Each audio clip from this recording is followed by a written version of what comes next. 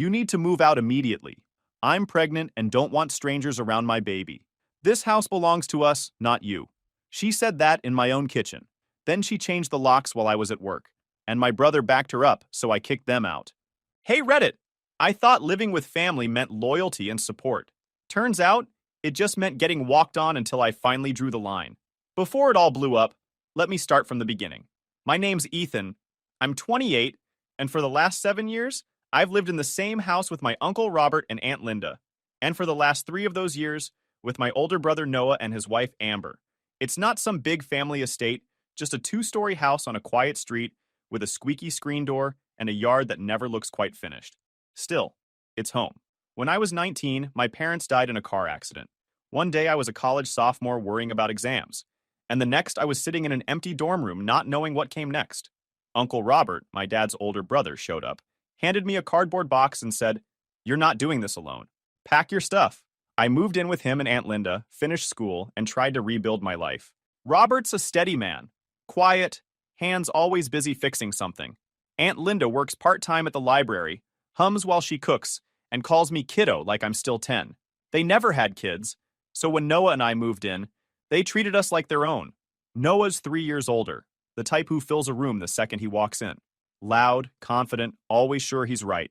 We used to be close, but after he married Amber, things changed. She's organized to the point of obsession. Everything labeled, color-coded, and her way.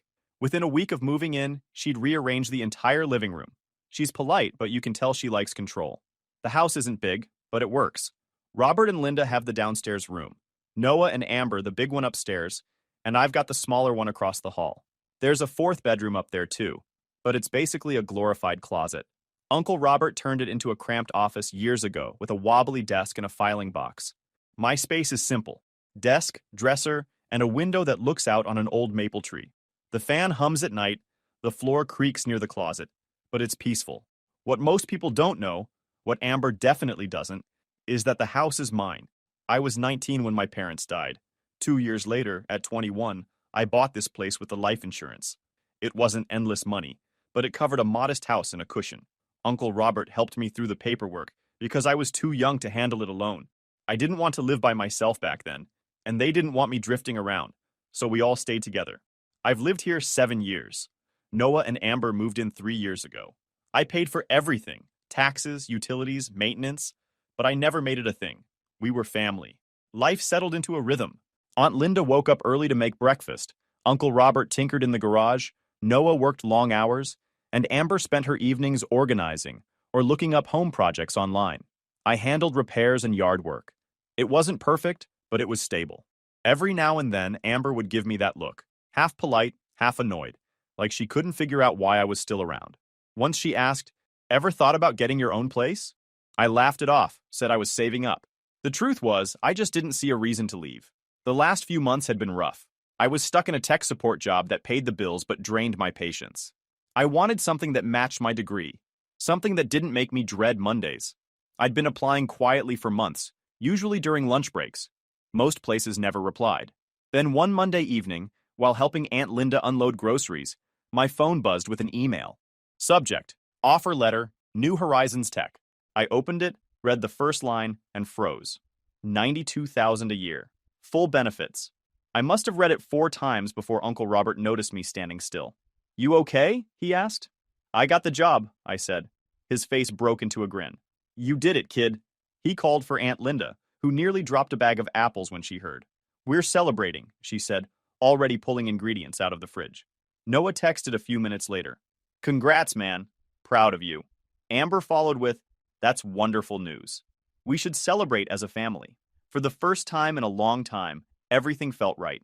Aunt Linda was humming, Uncle Robert was smiling, and the house smelled like dinner. For a moment, I thought maybe things were finally turning around. I didn't know it yet, but that celebration would be the last night this house ever felt like home. Uncle Robert went all out for dinner that night. He said it was to celebrate my new job, but he just likes having a reason to cook. By 6, the whole house smelled like roasted chicken and garlic bread. Aunt Linda had set the table with the good dishes, the ones she keeps wrapped in paper most of the year, and even folded the napkins into triangles.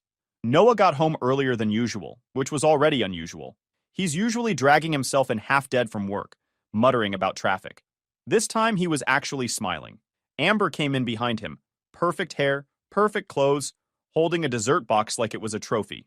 I picked up something sweet, she said, like the hero of the evening. Uncle Robert clapped me on the back. You earned this, kid. Aunt Linda was already beaming and telling everyone how proud she was.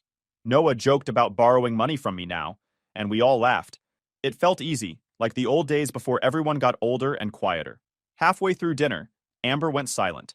Usually she's steering every conversation, but that night she just stared at her plate, waiting for her moment. Then, as Uncle Robert started talking about fixing the deck, she put her fork down and said, Actually, I have something to share too. Everyone turned. Her voice lifted. I'm pregnant. The room exploded with noise. Noah jumped up, grinning like a kid, hugging her so hard her chair almost tipped. Aunt Linda cried. Uncle Robert wiped his eyes and said, Well, I'll be damned. For a few minutes, everyone was talking at once. Names, baby showers, nursery colors. I was honestly happy for them. Noah's wanted this for a while, and seeing him that happy made me smile. I congratulated them both, and for a while it felt like a good night. Then Amber's tone changed. She straightened up, clasped her hands on the table, and said, There's something else we need to talk about. The noise stopped cold. She looked straight at me. Ethan, now that we're starting a family, I think it's time you moved out. I thought she was joking. I laughed. Move out? Why would I do that? There's plenty of space here. Amber didn't laugh. There was space, but once the baby's here, things will change. We'll need privacy. It's not appropriate for someone outside our immediate family to be living here. Uncle Robert froze mid-bite. Aunt Linda's fork hit her plate. I tried to stay calm. Amber, this house has 4 bedrooms. One's a cramped office, sure, but it could be a nursery by the weekend. I can help when the baby comes. I'll stay out of the way. She smiled, but it wasn't friendly. It's not about space, Ethan. It's about boundaries. I'll be recovering, feeding the baby, moving around however I need to. I can't do that with another man in the house. That word, another, landed hard. I'm your husband's brother, I said. You've known me for years. We've all lived together without issues. Amber crossed her arms. Exactly. It's gone on too long. You're almost 30. Don't you think it's time you stood on your own? It's not healthy to depend on family forever. Uncle Robert's face went red. Amber, that's enough. She ignored him. No, it's not. Everyone's been thinking it. I'm just saying it out loud. He's been living here like it's his own place. We're starting our family, and it's not fair to keep sharing space like this. Noah shifted uncomfortably. Babe, maybe not now. Amber cut him off. Why not now? I want peace in this home. I can't have that with someone else taking up space meant for my child. I clenched my jaw. Amber, I help pay for things. She scoffed. What bills? You don't pay rent? That hit me harder than I expected. That's not how this house works, I said quietly. She leaned forward, voice sharp. Maybe that's the problem. Maybe it should. Noah looked down at his plate, not saying a word. That silence from him hurt more than anything she'd said. Aunt Linda finally spoke up. Amber, that's rude. This is Ethan's home too. Amber turned to her with that fake polite smile she uses when she's about to twist the knife. I know, Aunt Linda, but it's not normal for a grown man to live like this. You've even said it's crowded. You want things calm once the baby's here, right? Aunt Linda's face fell. Amber had used her words against her perfectly. Uncle Robert slammed his palm on the table. Enough, Amber. You don't talk to family that way in my house. Amber shot back instantly. Our house, she said, stressing the word. Our family's house. And I'm part of it now. Noah finally looked up. She's not wrong, Uncle. Maybe Ethan should start looking for his own place. It's time. It felt like the air got sucked out of the room. I stared at my brother. He wouldn't meet my eyes. Uncle Robert's voice dropped low. Noah, remember whose roof you're under. Amber stood, chair scraping the floor. You're all making me the bad guy for saying what's obvious. I'm not living like this once the baby's here. She took her plate to the sink, rinsed it, then turned back with a tight smile. We'll talk later. She walked upstairs like she hadn't just set fire to the table. Noah followed her without a word. Uncle Robert rubbed his face. Aunt Linda reached for my hand, but I just shook my head. The smell of roasted chicken suddenly made me sick. When Noah came back down, he said quietly, She didn't mean it like that. I nodded once, stood up, and started clearing plates. No one spoke again the rest of the night. But dinner the next night felt like a meeting, not a meal. Uncle Robert told everyone to sit down, said we needed to clear the air. I knew exactly what that meant, so I went upstairs, grabbed the thick manila folder from my desk, and brought it with me. Amber started first because of course she did. I just want to make sure we're all being realistic, she said. We can't build a family in a house that doesn't feel like ours. I shouldn't have to tiptoe around someone else in my own home. Uncle Robert's jaw tightened. It's not just your home. She smiled in that fake sweet way. Well, it's not exactly Ethan's either. He's just staying here. Temporarily. It's been what, 7 years now? I didn't even bother looking at her. I put the folder on the table, flipped it open, and said, let's make something clear before this goes any further. The sound of the papers hitting the table made everyone pause. Inside were old check copies, bank statements, and the house deed. I pushed the first stack toward Uncle Robert. These, I said, are 14 months of checks I wrote to Uncle Robert and Aunt Linda after Mom and Dad died. 14 months. $76,500 total. I'd added up what market rent, utilities, and groceries would have cost me alone and tried to pay it forward. Grief math. And too much. Not one of them was ever cashed. Aunt Linda's hands went still. Her eyes got glassy. Oh, Ethan. Uncle Robert's voice was low but steady. We couldn't take money for helping family, son. You needed a home. That was never about money. Amber let out a small, mocking laugh. That's touching and all, but what does that have to do with anything right now? I looked her straight in the eye. Everything. Because that money, along with my parents' life insurance, $400,000, paid for this house. Every cent of it. I bought it 7 years ago for $275. The rest went into repairs, taxes, and an emergency fund. Her fake smile twitched. Wait, are you saying you own this house? I'm not saying it, I replied, sliding the deed across the table. I'm showing it. Noah blinked like he didn't understand the words. Hold on. You never told me that. I didn't think I needed to. We're family. I didn't see a reason to brag about paperwork. Amber's expression hardened fast. You never said you owned it. Everyone called it the family house. Uncle Robert sighed. Because that's what we are. A family. Didn't think we needed to spell out who paid what. Amber turned to Noah. So all this time we've been living under his roof? Like tenants? Her tone was sharp enough to cut glass. I leaned forward slightly. You've been living in your brother-in-law's home, yes.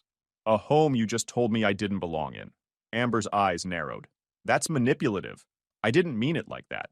You said you wanted me gone because this wasn't your house. Now you know the truth. It's not yours at all. Noah ran a hand through his hair. Ethan, you should have said something sooner. People already think it's weird you still live here. They ask me about it all the time. I kept my tone even. I didn't realize your coworkers got to vote on where I live. He frowned. You know how it looks. I don't care how it looks, I said flatly. I care about what's real. I thought we were a household, not a scoreboard. Amber scoffed loudly. That's easy to say when you're sitting on the deed. I looked right at her. Amber, you've been here 3 years and already talk like you built this place. You rearrange furniture, pick colors, and act like the rest of us are lucky to breathe your air. I've kept quiet to keep peace, but not anymore. You don't get to lecture me about ownership or boundaries in a house I paid for. Her jaw clenched. You're unbelievable. You think throwing money around makes you superior? No, I said calmly, but it does mean I don't answer to someone who just showed up and started making demands. Noah's voice rose slightly. Hey, that's my wife you're talking to. And she's talking to me like I'm a squatter in my own home. I shot back. Uncle Robert raised a hand. Enough, both of you. He looked at Amber. You owe this man an apology. Amber laughed under her breath. For what? Being honest? Aunt Linda looked heartbroken. Amber, please. You've crossed a line. Amber stood abruptly, chair scraping hard against the tile. No, what's crossed the line is everyone acting like I'm the problem. I'm not apologizing for wanting a real home for my child. I stayed seated, calm but firm. You already have one, Amber. You're just not in charge of it. Her face went pale, then red. You'll regret talking to me like that. I don't regret standing my ground, I said. Not anymore. The room went quiet again. Noah stared at the table, not saying a word. Aunt Linda looked like she wanted to cry. Uncle Robert leaned back slowly, rubbing his temples. All right, he muttered. We've said enough for one night. Amber stormed upstairs, her heels hitting the steps like hammer strikes. Noah hesitated, then followed. The door slammed not long after. I gathered the papers back into the folder, slid the deed to the top, and stood up. That's settled, I said quietly. Aunt Linda touched my arm. Ethan, are you sure this was the right way? Yeah, I said. It was past due. Uncle Robert nodded once. No argument left in him. I went upstairs, locked my door, and set the folder on my desk. I thought about calling a friend to crash on their couch for a night, just in case things got ugly. Instead, I left my phone on silent and sat by the window. For the first time in years, I didn't feel like a guest in my own home. Work the next day dragged. I couldn't focus. My brain kept replaying Amber's voice, Noah's silence, and Uncle Robert's face from the night before. By 5, I shut my laptop, grabbed my bag, and decided I was done thinking about it. Uncle Robert and Aunt Linda were visiting friends that evening, so the house should have been quiet. Only Amber's car sat in the driveway when I pulled in. The porch light flickered like always. Everything looked normal until I slid my key into the lock, and it didn't turn. I tried again. The key jammed halfway. Then I noticed it. A brand new lock. My gut tightened. I circled around to the back door. Same story. Fresh lock, new handle, metal shavings on the steps. That's when I knew. She'd actually changed the locks. As I was checking the windows, one upstairs slid open. Amber leaned out, arms crossed, wearing that smug little smile. "You can't come in," she said. "I changed the locks." I stared up. "You did what?" "You heard me. You can't kick a pregnant woman out of her home. This is my house now. You're not welcome here." I kept my voice level. "Amber, open the door. You've got 30 seconds before I call the police." She laughed. "Go ahead. I'll tell them you threatened me." Then she slammed the window shut. I stood there a few seconds, breathing slow. The porch light buzzed overhead. Then I walked back to my car, pulled the deed folder from the glove box, and dialed 911. 911, what's your emergency?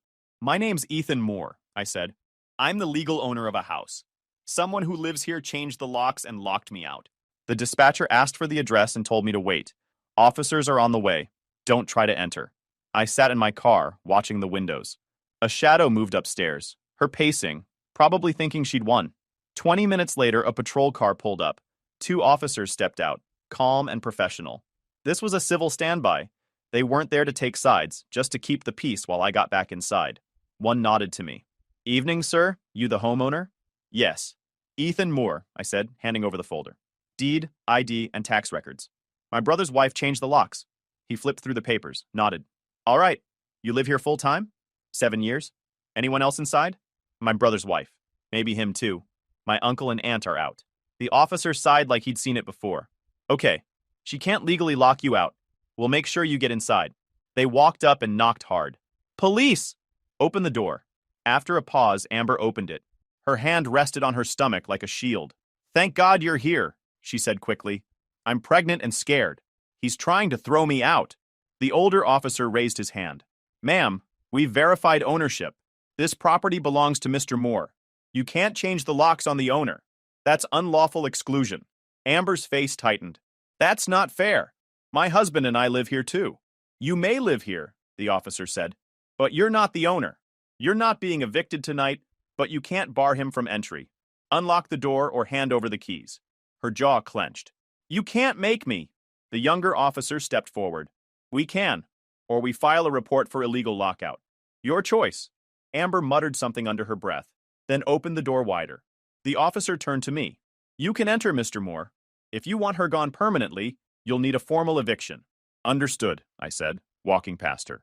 Amber glared but didn't speak. The older cop looked between us. "No more lock changes, shouting, or threats. If we get another call, someone's leaving in cuffs." They left a few minutes later. Amber stood by the stairs, arms crossed, eyes full of hate. "You try this again," I said quietly, "and next time it'll be permanent." She didn't answer, just turned and stomped upstairs. I checked the doors and windows, making sure everything was secure, then sat at the kitchen table. 10 minutes later, Noah's car pulled in. He walked in looking tired. "What happened?" "Your wife changed the locks." "Police handled it." "You called the cops?" he snapped. "Yes," I said evenly. "She crossed a line. She's pregnant, Ethan. You could have—" "I handled it," I cut in. "You both live here because I allow it. Don't forget that again." He didn't answer. By 10, a locksmith had rekeyed every door. I handed Noah a new key and left one for Amber on the hall table in a labeled envelope. I kept the spares with the deed. The house went quiet. Same creaky floors, same porch light, same smell of last night's dinner. But everything felt different now. It wasn't our house anymore. It was mine again. But Uncle Robert and Aunt Linda came home while I was still sitting at the kitchen table, paperwork spread out beside me. Aunt Linda noticed the new locks first. "Ethan, what happened?" I told them everything. Amber changing the locks, me calling the police, her acting like the victim. Just the facts. Nothing extra. Uncle Robert's face tightened. When I finished, he stood up. You did what I should have done months ago, he said. That woman's been testing limits since day one. Aunt Linda looked heartbroken. We should have been here. It's handled, I said calmly. But we all knew it wasn't. The next morning, the house was quiet but heavy. Noah's truck was gone, Amber's shoes by the door. Aunt Linda made breakfast like always, but nobody talked. Upstairs, a door slammed. Amber came down a few minutes later, grabbed coffee, and left without looking at anyone. The next few days were worse. No yelling, just cold silence. Noah avoided me. Amber kept to herself except for the sticky notes she left about shared spaces and boundaries. Aunt Linda finally said one night while washing dishes, "She's trying to push you out, Ethan." I know, I said. I'm just waiting to see how far she'll go. It didn't take long. That Friday I came home from work, and something smelled different. Bleach. The kitchen looked too clean. I opened the fridge and stopped. Half my groceries were gone, and my meal prep containers were missing. A note on the fridge read, "We need space for baby supplies. Hope you understand." I set the note on the counter. The pantry was the same. My food shoved aside, replaced with baby formula and wipes. Then I saw boxes in the living room. My boxes. Amber and Noah were sorting through them like it was moving day. Amber looked up, smiling like she was doing me a favor. "We're reorganizing," she said. "You have your room upstairs. We need to make the house ready for the baby." Noah didn't look up, just kept folding blankets. I stood there a moment. "You're packing my things. In my house." Amber crossed her arms. "We're setting boundaries. This place isn't just for you anymore. Once the baby's here, things will change." "You're right," I said, walking past her. I took my parents' photo from one of the boxes and put it back on the shelf. "You just made them change." Noah started, "Come on, man." I cut him off. "You let her talk down to everyone for months. Now you're letting her touch my stuff? That's the last line." Amber scoffed. "You can't kick your brother out. Be serious." I met her eyes. "Watch me." Her smirk faded. "I'm serving a 30-day notice to quit tomorrow," I said. "Both of you." Noah stood up. "You can't do that." "I can," I said. "And I will." I turned and went upstairs. The next morning, I went to the courthouse civil division window when they opened. I filled out a 30-day notice to quit for Noah and Amber. No court filing yet. The clerk checked my deed, ID, and proof of residence, stamped the forms, and I hired a process server at lunch. That evening, a man in a gray jacket knocked at our door. Amber answered. He handed her an envelope. 30-day notice to quit. You've been served. Her face went red. "You can't do this," she shouted, spinning toward me. "You're throwing us out? We're family." I didn't move. "You called me an outsider, remember? Now it's official." Noah came down the stairs, pale. "Ethan, you'd really evict your own brother? You let your wife lock me out of my house," I said evenly. "This isn't about family. It's about respect." Amber's voice sharpened. "You think owning a house makes you a man?"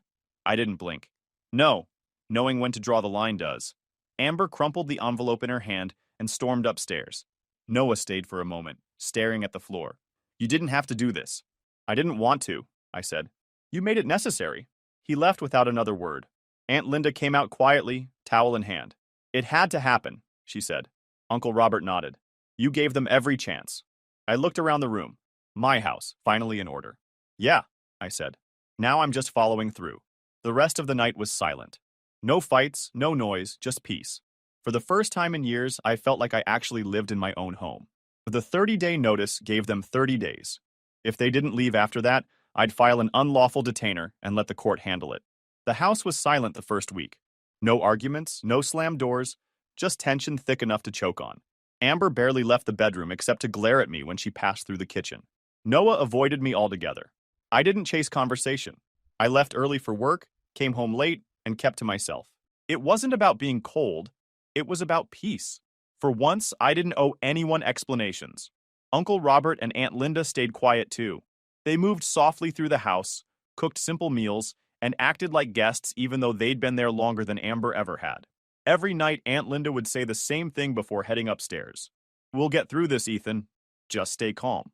I always answered the same way. "I already am." By the second week, Amber started up her small acts of defiance again, blasting the TV late at night, leaving her dishes in the sink, accidentally blocking my car in the driveway. I ignored her completely. She wanted a reaction. I wasn't giving her one.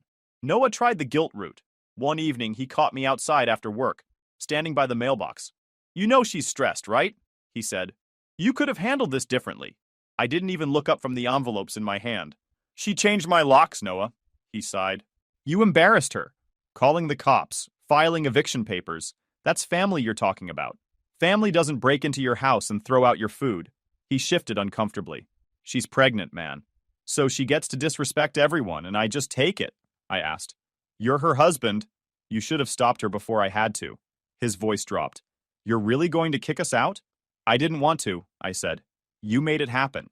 He stared at me for a few seconds, then walked back inside without another word. After that, things got quieter. No more guilt trips, no more games. Just the countdown. The last week was awkward. They started packing in silence, moving boxes one by one. I could hear them whispering upstairs at night, their voices sharp and tired. Every now and then, Amber would come down to grab a drink or move something, but she never said a word to me. She didn't need to. The hatred on her face said enough. Aunt Linda tried to make things easier. She cooked extra for everyone and made sure the common spaces stayed clean. Uncle Robert stayed mostly in his workshop out back, avoiding conflict altogether. We were just waiting out the clock. 2 days before the deadline, I came home to find the driveway half empty. Their cars were loaded with boxes. Noah was standing by the porch, sweating, tired, eyes hollow. Amber was already sitting in the passenger seat, arms folded tight, face turned away. I walked past them toward the front door, keys in hand. You all set? Noah nodded. We're leaving tonight. Amber spoke without looking at me. You'll regret this. I didn't respond. I unlocked the door and went inside. Noah lingered at the doorway. You know, Mom and Dad would have wanted us to stick together. I stopped, hand on the doorframe. Mom and Dad would have wanted you to respect the house they helped pay for. He didn't argue. He just looked at the floor, then turned and walked out. The sound of the car engine filled the air, then faded down the street. And just like that, they were gone. Aunt Linda stood behind me, her voice soft. You okay? Yeah, I said. Better than before.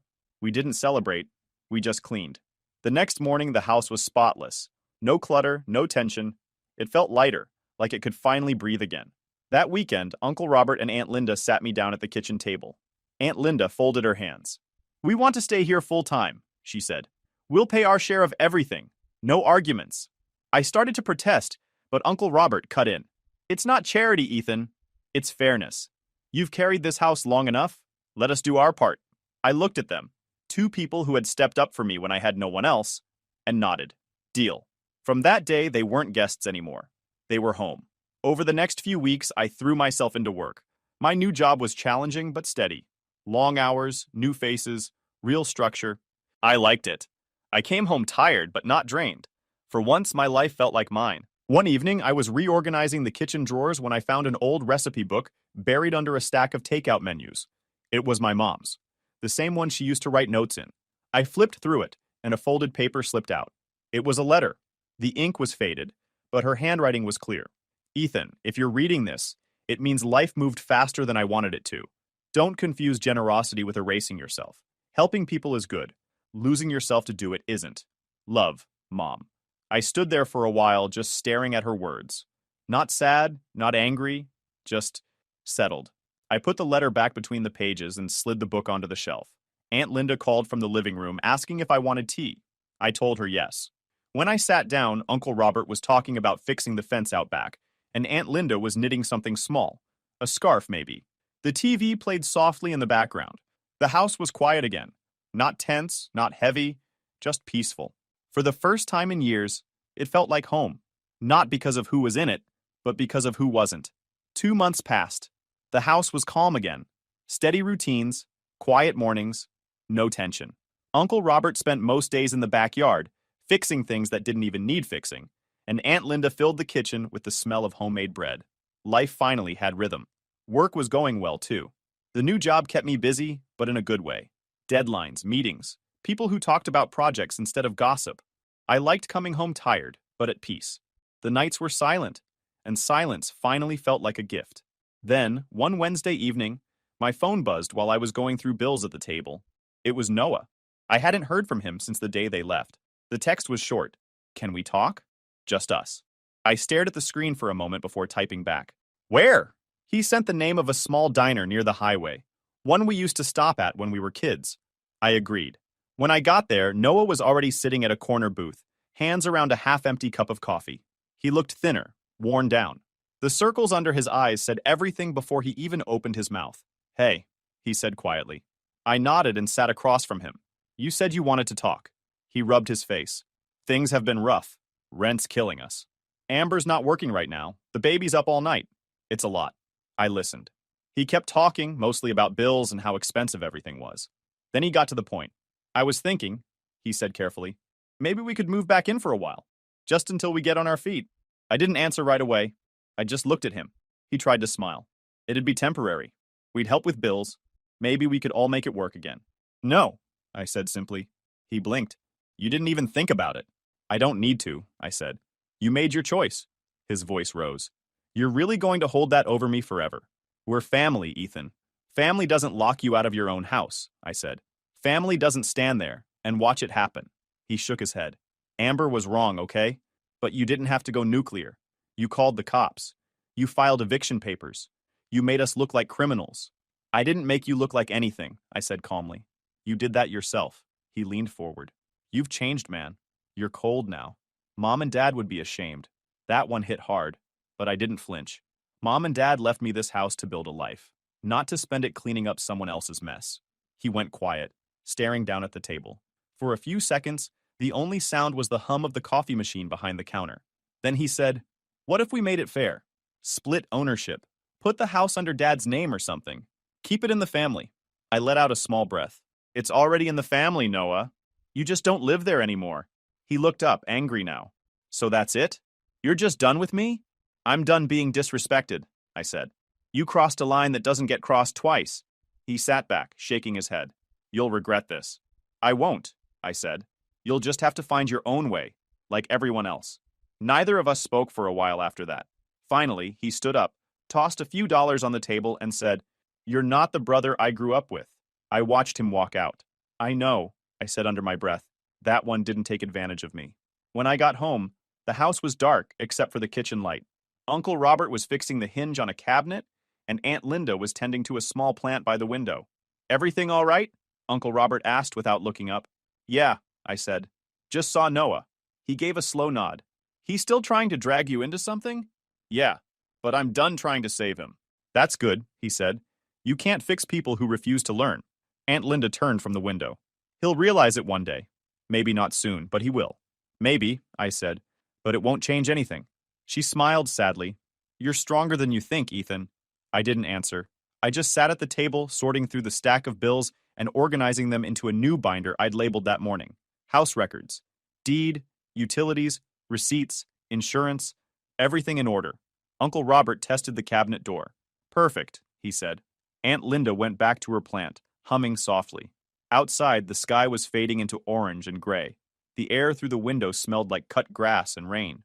It was quiet again, peaceful, not empty, just steady. I closed the binder, placed it neatly on the counter, and looked around the kitchen. Clean, warm, mine. "Real family respects the line you draw," I said quietly. "And if they don't," I paused, watching the last bit of light fade through the window.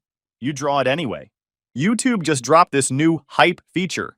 If you're hooked on this story, smash that hype button. It tells YouTube this video deserves to blow up, and it keeps even crazier stories coming your way.